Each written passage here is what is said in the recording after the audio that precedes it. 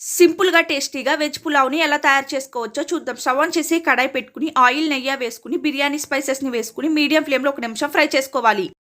Onion, పచ్చిమిర్చిని వేసుకొని onion golden brown colour వచ్చేంత వరకు ఫ్రై చేసుకోవాలి. 2 స్పూన్ల అల్లం వెల్లుల్లి పేస్ట్ వేసుకొని పచ్చివాసన పోయేంత వరకు ఫ్రై చేసుకోవాలి.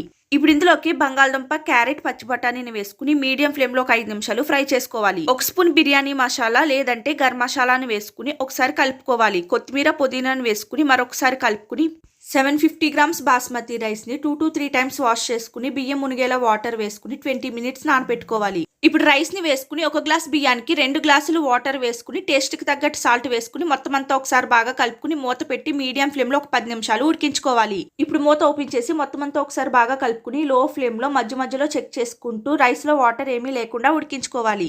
వాటర్ ఏమీ లేకుండా ఉడికించుకున్నాక స్టవ్ ఆఫ్ చేసి కొద్దిగా కొత్తిమీర, పుదీనాను వేసుకుని మూత పెట్టి 20 నిమిషాల తర్వాత సర్వ్ చేసుకోండి.